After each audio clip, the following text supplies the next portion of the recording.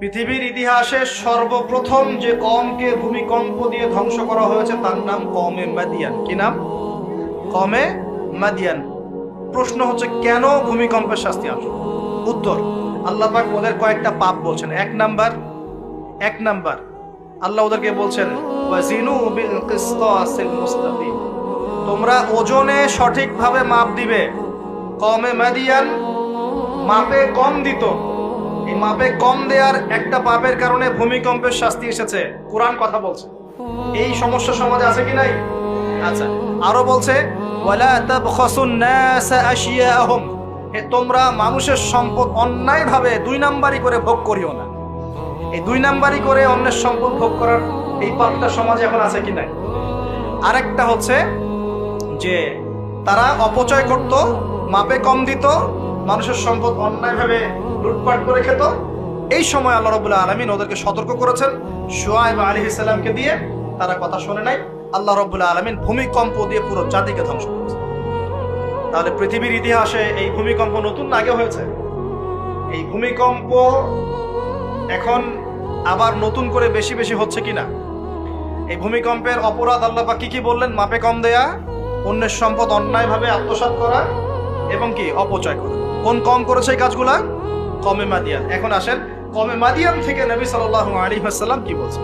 এবার আমাদের নবীজি বলছেন, শোনো, বাইনা ইয়াদাই সাআহ, একটু মনোযোগ দেন, আমি 3-4টা হাদিস বলে শেষ করছি। বাইনা ইয়াদাই সাআহ, আমাদের নবীজি বলছেন, এবার শোনো হে আমার উম্মত, তোমরা সতর্ক হও। শোনো, কিয়ামতের আগে আগে আসবে মুতানুন শাদীদ। মুতান মানে দ্বিবচন, মানে দুটো বড় বড় মহামারী। কয়টা বড় বড় মহামারী? হিসেব করে দেখেন তো যে পৃথিবীতে মহামারীর সূচনা থেকে নিয়ে এই পর্যন্ত কোন মহামারীগুলো সবচেয়ে বড় ছিল। এটার স্টাডি আপনি করবেন, আমি বলে দেব না। এগুলো স্টাডি আপনারা করবেন, আমি বলে দেব না। মুতানুন শাদীদ, বড় বড় দুটো মহামারী আসবে পৃথিবীতে কিয়ামতের আগে আগে। কয়টা আসবে? ওয়া বা'দাহু, এবং এই মহামারীর পরে আসবে। এই মহামারীর পরে আসবে একটা মহামারী গেছে। আচ্ছা, এই মহামারীর পরে আসবে, নাউযুবিল্লাহ, এই মহামারীর পরে আসবে সানাওয়াতুজ জালাজিল। আরবি যারা বোঝেন বুঝবেন। সানা মানে হচ্ছে একটা বছর। সানা মানে কি? এক বছর। সানাওয়াত মানে প্লুরাল নাম্বার, অনেকগুলো বছর। জালজালা মানে হচ্ছে আপনার ভূমিকম্প। জালাজিল মানে কি? ভূমিকম্প সমূহ, বহু বছর। মানে মহামারীর পরে আসবে সানাওয়াতুজ জালাজিল, ভূমিকম্পের বছরগুলো। মানে বছর ধরে, বছরের পর বছর ধরে পৃথিবীতে বিভিন্ন জায়গায় ভূমিকম্প হতে থাকবে। কে বলেছেন? নবী সাল্লাল্লাহু আলাইহি ওয়াসাল্লামের কথা কি সত্য না মিথ্যা? আস্তাগফিরুল্লাহ, সত্য না মিথ্যা? সত্য। তার মানে একটা হাদিস পেলাম, নবীজি বলেছেন কিয়ামতের আগে আগে কি হবে? ভূমিকম্পের বছরগুলো আসবে। ভূমিকম্প আসবে না, ভূমিকম্পের বছরগুলো আসবে। একটা হাদিস মাথায় না। 2 নাম্বার, নবীজি বলছেন কিয়ামতের 10টা আলামত আছে। কয়টা? 10টা। তার মধ্যে 1 নাম্বার আলামত হচ্ছে দাজ্জাল। কি নাম? দাজ্জাল। আচ্ছা, ওইদিকে আলোচনা নিচ্ছি না আজকে। 2 নাম্বার হচ্ছে ইয়াজুজ আর মাজুজ, এটাও অন্য লেকচারে শুনে নিয়ে। 3 নাম্বার ঈসা আলাইহিস সালামের আগমন। 4 নাম্বার দাব্বাতুল আরদ, জমিন থেকে প্রাণী বের হবে। 5 নাম্বার ইয়েমেন থেকে আগুন বের হবে। 6 নাম্বার দুখান, ধোঁয়া দিয়ে পৃথিবী ছেয়ে যাবে।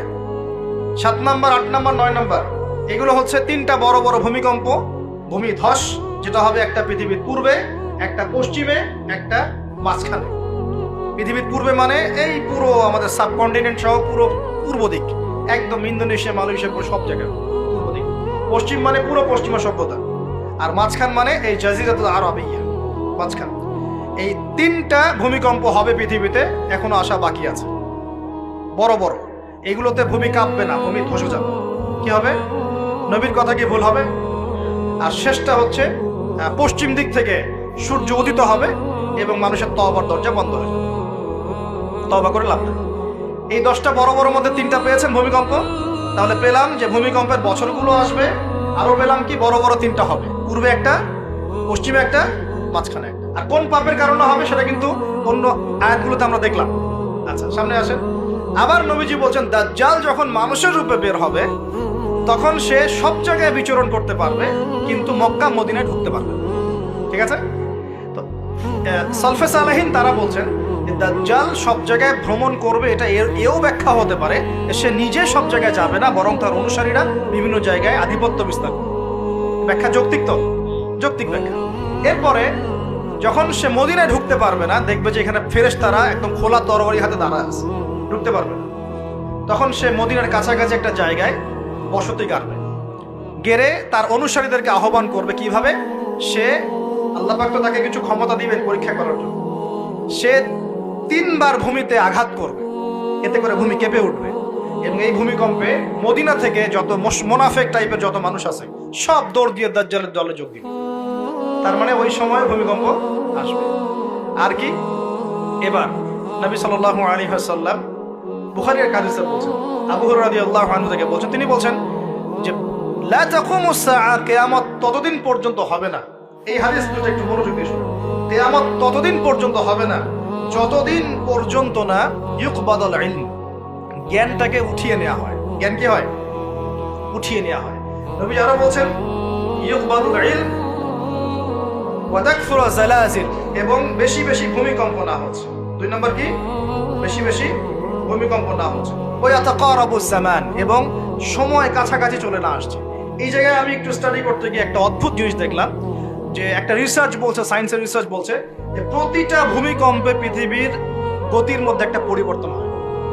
প্রতিটা ভূমিকম্পে পৃথিবীর গতির মধ্যে একটু একটু পরিবর্তন হয় এবং সময় সংক্ষিপ্ত হয়ে আসে। সময় কি হয়? সংক্ষিপ্ত হয়ে আসে। পৃথিবীর ভিতরে আছে, নিচে আছে কিন্তু আগুন, কি আছে? আগুনের স্তর আছে। একদম নিচে একটা ইনার কোর মানে একটা জায়গা আছে, ইনার কোর বলে। এখন সাম্প্রতিক গবেষণা বলছে যে ইনার কোর আগে যেদিকে ঘুরতো এখন তার বিপরীত দিকে ঘোরা শুরু করেছে। আল্লাহু আকবার। তাহলে এগুলো মিলে যাচ্ছে না? ভূমিকম্পের সাথে পৃথিবীর ঘূর্ণন সম্পৃক্ত এবং জামান, সময়টাও সম্পৃক্ত। তো নবী যেটাই বলছেন যে ওয়া তাকসুরু জালাজিল, বেশি বেশি ভূমিকম্প হবে, ওয়া ইয়াতাকারাবা জামান, এবং সময় কাছাকাছি চলে আসবে। অন্য হাদিসে আসছে বছর যাবে মাসের মতো, মাস যাবে সপ্তাহের মতো, সপ্তাহ যাবে দিনের মতো। তিনি আরো বলছেন ওয়া ইউযহিরুল ফিতান, এবং সমস্ত রকম ফিতনা ফাসাদ দেখা যাচ্ছে না, এবং ওয়াল হারাজ, এবং বেশি বেশি হত্যাকাণ্ড হবে। সাহাবীরা বলছেন যে মাল হারাজ ইয়া রাসূলুল্লাহ, হারাজটা কি ইয়া রাসূলুল্লাহ? তিনি বলছেন আল কাতল, হত্যা, গণহত্যা, এগুলো হচ্ছে হারাজ।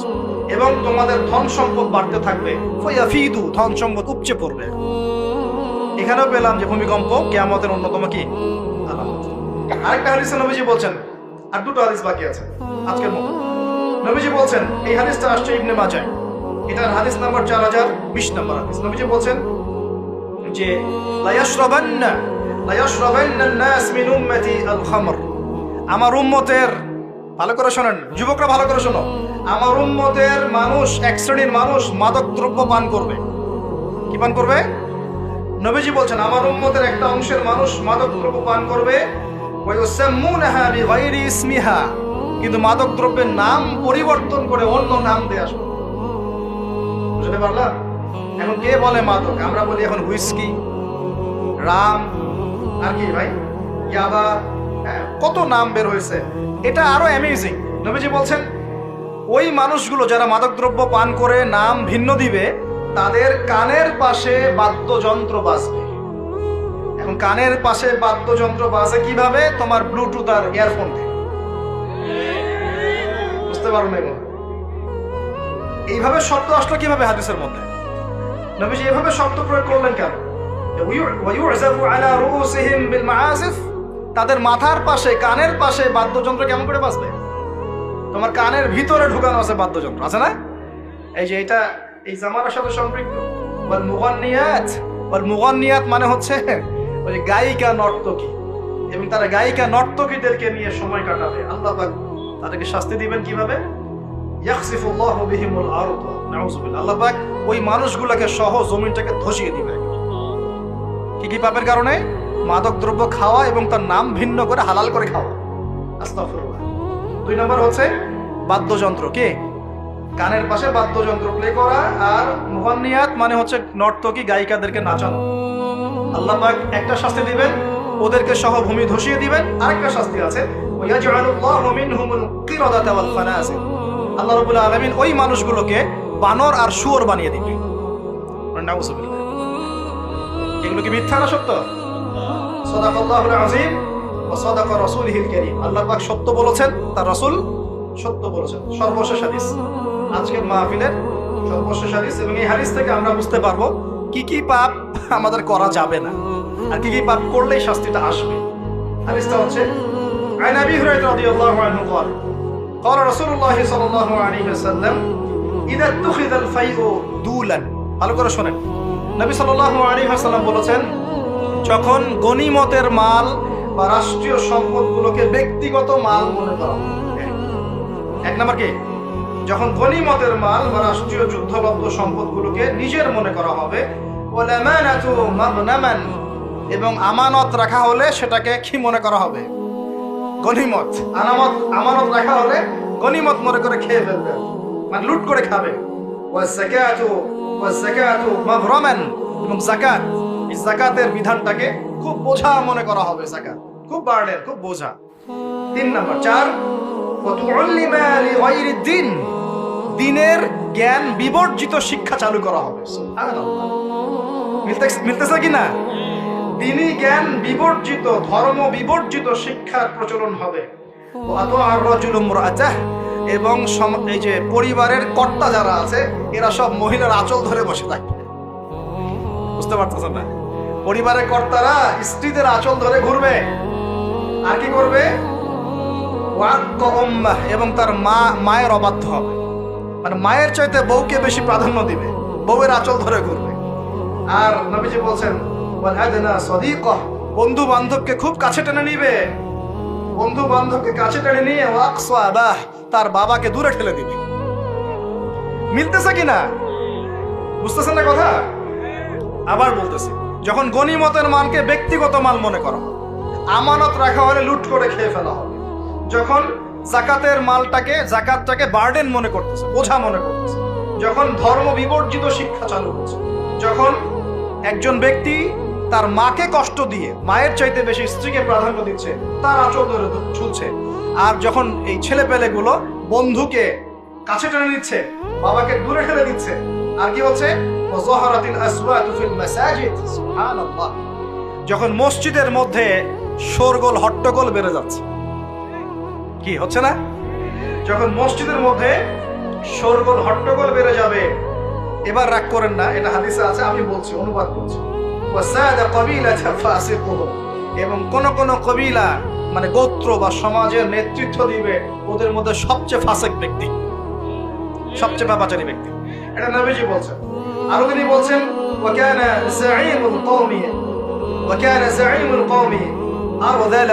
এবং সমাজের সবচেয়ে নিম্ন শ্রেণীর মানুষকে সমাজের কর্ণধার করা হবে। তিনি আরো বলছেন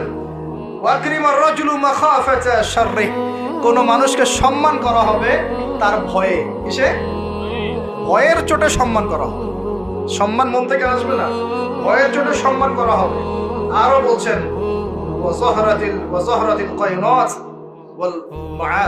একটু আগে বললাম, মানে বেশি বেশি নর্তকী আর বাদ্যযন্ত্র দেখা যাবে, এবং এবং যখন মাদক দ্রব্য সমূহ পান করা হবে। এই কাজগুলো যখন হবে তখন তোমরা শুনে রাখো, একটা আছে, উম্মতের শেষের দিকের মানুষরা পূর্ববর্তী থেকে গালি দেওয়া শুরু করবে। এই শেষ জামানার মানুষগুলো সোনালী যুগের মানুষদেরকে গালি দেওয়া শুরু করবে। এটা করতেছে না মানুষ এখন? আচ্ছা, এই কাজগুলো যখন হবে তখন শোন, তখন ধেয়ে আসবে, কি ধেয়ে আসবে, চারটা আযাব, 4-5টা আযাব। 1 রিহান হামরা, এটা এখন আসে না। রিহান হামরা মানে হচ্ছে উত্তপ্ত গরম বাতাসের আযাব আল্লাহ পাক দিবেন। কয়েকদিন আগে দেখলাম নাসা গবেষণা করছে, পৃথিবী সূর্য থেকে এমন কিছু রশ্মি আসবে, ওখানে বিস্ফোরণ হচ্ছে, এমন কিছু আসবে যেটা পৃথিবীর উপর একটা বড় ইফেক্ট ফেলবে, উত্তপ্ত একটা বায়ু আসবে পৃথিবীর দিকে। নবী হাদিসে সেটাই বলেছেন যে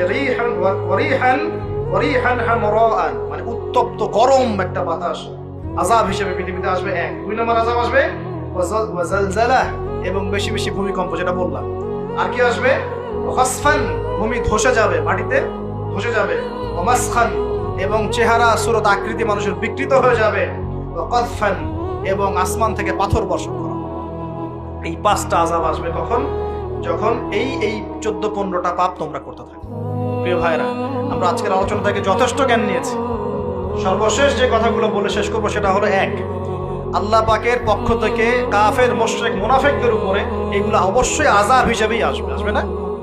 আর মুমিন মুসলিমদের উপর যদি এগুলো চলে আসে, বুঝতে হবে আল্লাহ আমাদের ভালো চাচ্ছেন, আমরা তওবা করে যেন ফিরে আসি, আল্লাহ এটাই চাচ্ছেন।